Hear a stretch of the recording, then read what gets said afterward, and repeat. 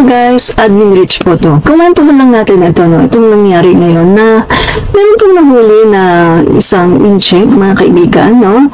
At ito pong incheck na ito, mga kaibigan, ay Pogo manager ng Pogo Hub sa Pampanga, sa Porac, Pampanga.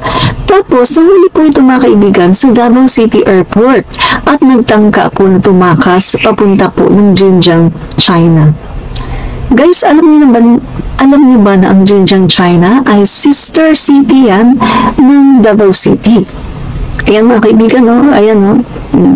Basahin niyo lang yung article na yan, mga kaibigan. Nasa Google po yan. I-type lang po ninyo yan at makikita na ninyo. Nasa Google yan. Madali lang basahin. Mga kaibigan, eto lang ang tanong natin, ha? Ano po ba ang koneksyon nitong mga Duterte dito sa mga illegal alien na ito at mga illegal na mga tao na nagpapatakbo, mga kaibigan, ng Pogo Hub? Alam naman po natin, di ba, na doon po sa ni-raid na Pogo Hub, nakita po ang mga dokumento na may pirma ni Harry Roque. Bakit ganun? Bakit tuwing merong mga illegal alien, mga tao na tumatakas sa batas, bakit sa Davao sila pupunta para doon umexit?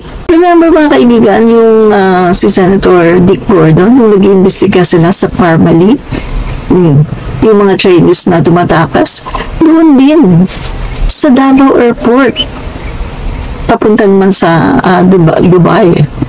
At mabuti na nga lang at nahuli daw nila na kanilang naabutan, nahuli nila at naikulong. So ano to?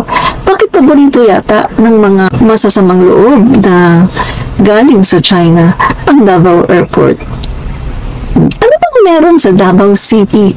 Bakit nagiging haven yata ito ng masasamang loob? Mga taga Davao, maalarma po kayo dito. Maalarma po kayo anong nangyayari sa inyong syudad. Meron pong mga nangyayaring mga illegal na hindi nyo siguro nalalaman. Bakit dito sila pumupunta? Bakit dyan yata sila nagtatago? At eto mga kaibigan, no? Tingnan nyo. Ito po ang picture, group picture ni na Duterte at ni na Alice Guo sa bahay po ni Digong. Kailan po ba ang picture na to? Matagal na po ba ito? Bago lang. Kung matagal na ito, so ibig sabihin, totoo pala talaga yung sinasabi ni Alice Guo na siya ay itinulungan ng past administration sa kanyang kampanya.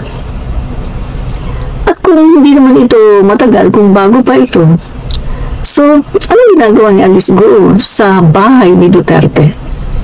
Base ba meron palang nagsabi, supporter ni Duterte, tinatanggi nila na hindi naman daw yan bahay ni Duterte. Pero, sunog sila doon. Dahil dito, sa live po ni Senator Bongo, ayan, kita nyo, pagkumparahin nyo, magkapareho ang kurtina, hindi na nagpalit. At tingnan nyo yung mga nasa picture, mga caricature na nasa picture. Diba? Parehong pareho. So, paano nyo yan masasabi na hindi yan bahay ni Duterte? Bakit the same? No? So, anong ginagawa ni Alice Guo sa bahay ni Duterte? Kung luma man yan, so ibig sabihin, kung luma man yung picture na andyan si Alice Guo sa bahay ni Duterte, so ibig sabihin, matagal na talagang magkakilala ang mga Duterte. Diba? Sa bagay, kung pipick upin natin yung sinabi niya na tinulungan na daw siya ng eleksyon. So, ibig sabihin, matagal na nga silang magkakilala. Diba?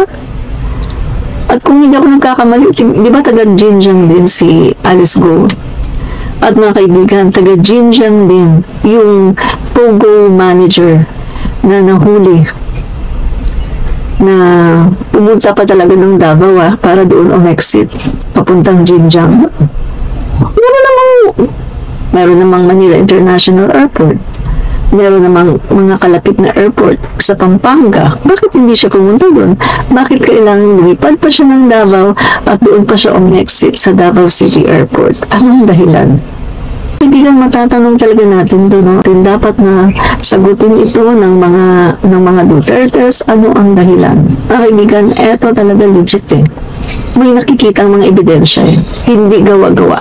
Hindi katulad ng mga sinasabi minamahal luka-luka, kidnapper daw sa F. Elisa. Hello, kidnapper sa F. Elisa.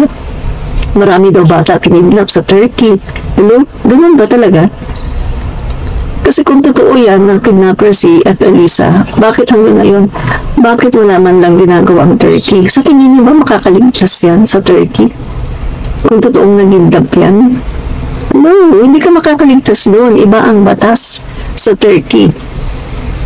At mga kaibigan, First Lady of the Philippines yun. Sigurado, may mga press doon. At yung mga press dito, hindi makakaligtas, di ba? Pero bakit walang pumipick up kahit sinong press? Kasi nga, pag mamarites lang yan, hindi maharluka-luka.